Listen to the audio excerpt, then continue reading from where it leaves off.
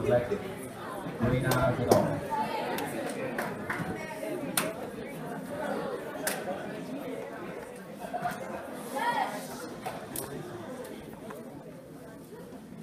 I need to be here this morning.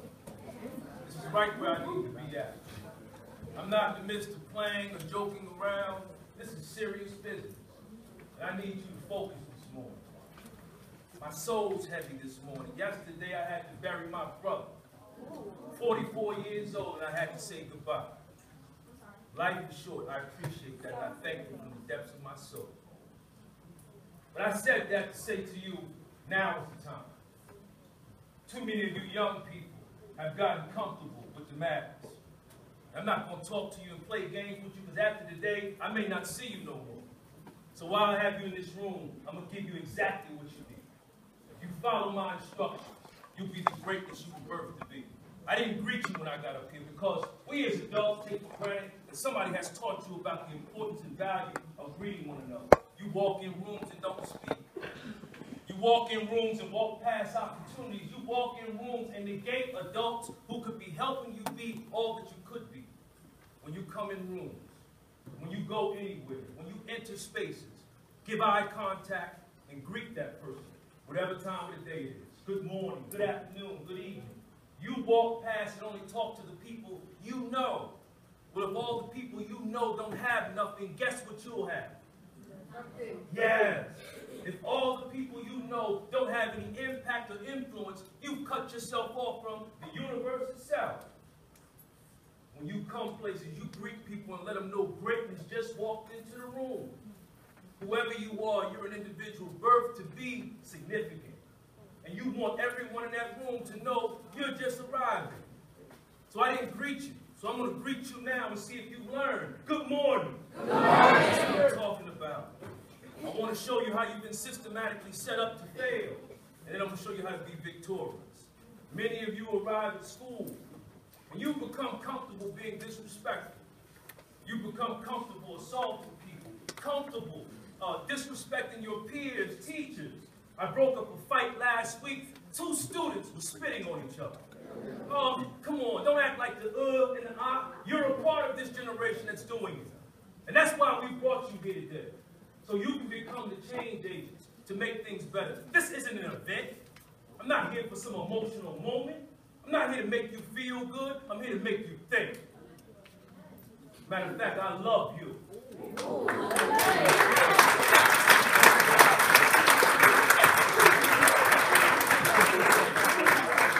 But I want you to understand that there's a system in play, and you're playing a part into it. In 1985, President Ronald Reagan implemented the war on drugs. And after 30 years of that being implemented, we went from 300,000 to 2 million people being incarcerated. That's a massive number of people. Now, I'm going to get personal right now. Raise your hand if you know somebody in your family, in your community, who's been incarcerated before. I raised my hand first. Right? There's nothing to be embarrassed about. Now, let me explain to you what happens when you young people become part of this system. You take on the title and role of felon. And now, when you leave the jail, because most of you now have been fooled into thinking that being incarcerated makes you a man or a woman. No, actually staying out of trouble shows the discipline of men and women. Men and women think. Men and women are responsible. Men and women are courteous. Men and women are determined to do whatever is needed to do to take care of themselves, their families, and their communities. Somebody taught you wrong. I'm going to teach you right. And we're going to get right and exact today, because if I don't, the next time I see you, I may be speaking at your funeral. It's just that serious. I didn't come to talk cute, because you need to hear this word. Because see, you're moving through time, but you're not transforming time. Because somebody told you you were irrelevant. But now in this system that you become a part of, you come back home, and you're on probation and parole. And what happens is, you no longer can get assistance to build a life for yourself. You can't get educational resources. You can't get housing. You can't get welfare. See, people don't talk to you like this. And then you run into brick walls that somebody should have said something for you. They may never invite me back again. But I tell you what, long as I'm breathing, I don't mind dying to see you live. I'm just that committed to it. And I have to teach you the pure truth of who you are so you can begin to be the greatness you were birthed to be. As long as you're cultivated in wrong, you can't get right. As long as you don't have resources to build a life for you, you're going to be cultivated in criminal life. You weren't birthed to born to go to jail. You were birthed to be free individuals, to build a life for yourself that is unrestricted, uninhibited. The only excuse you have, ladies and gentlemen, is the one you present for yourselves. Now, I gave you the bad news.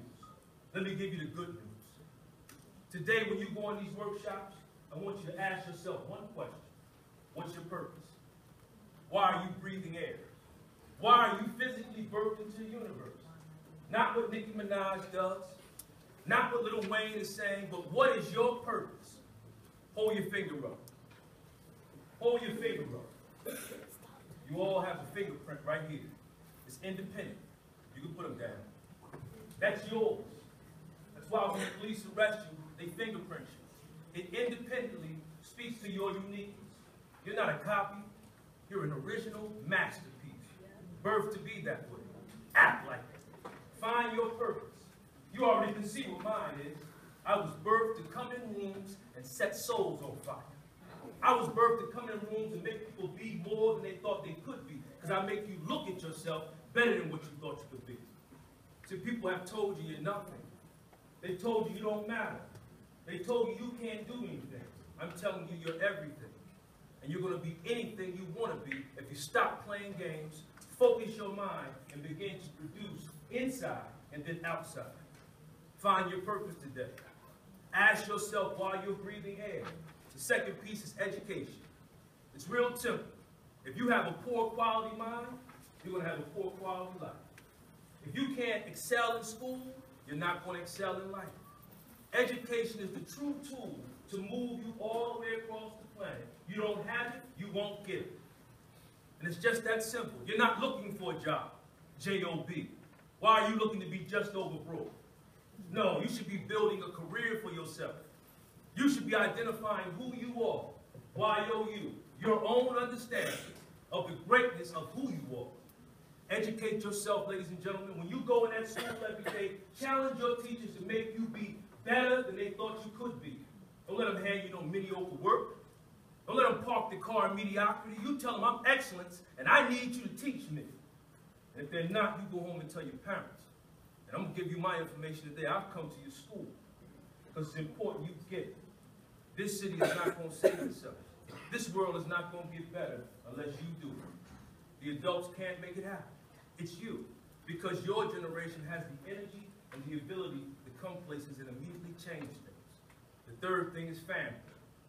You got to start building a family. If you don't come from one, I apologize. But build one. Whether it's in your school, whether it's in your community, build yourself a family. Somebody, when you go through a dark period, you can talk to. You need that. We all do.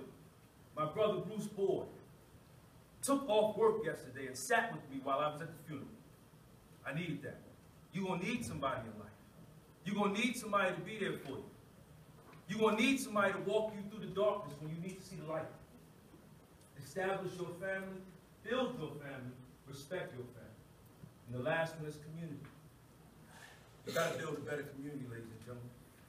You shouldn't be scared to walk to the store. You shouldn't be scared to walk to the person's house next door to you. Your community is what you make of. Stop running around being negative components. When the older people in your community see you, do they run or do they come to you? Yeah, but that's a good thing. Stop disrespecting the young people in your community. Stop hollering, I'm from north, I'm from west, I'm from south, I'm from east. You don't own nothing in none of those places. You're Trenton all day long. And until we get back to working to build whole people and whole communities with a holistic, righteous mindset to do the right thing, not because adults are around, because it's the right thing, then we won't have a better city. I'm so proud of you today. But I want you to go in these workshops and work on things. Whether it's bullying or peer pressure or self-esteem, don't go in there and get on your cell phone. Don't update your Facebook status. Don't get on Twitter. All of that can wait. Today is about healing. Today is about rebuilding. And once we get serious about ourselves, the world will be serious about us.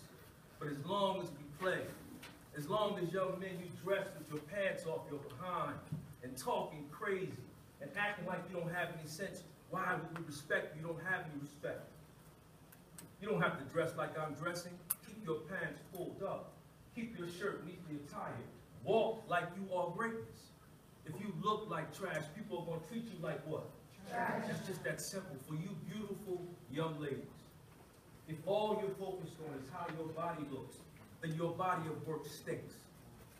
Your greatest asset, you beautiful queens, is your mind. And if a man can't respect your mind, don't respect his time. Stop letting young boys talk to you any kind of way. Your name is not the B word. It's nothing derogatory. You're queens. Always act like such. Always be treated as such. You're the foundation of our family.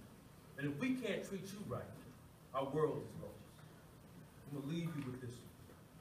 Be ye not conformed to the pattern of this world, but be transformed by the renewing of your mind. You're the greatest thing in existence. I don't care what nobody tells you. You're the greatest thing in existence. And if your salvation doesn't happen, the world doesn't happen. If nobody tells you nothing else, please know I absolutely adore you, and I'm going to fight to make sure you live out your dreams. Thank you so much.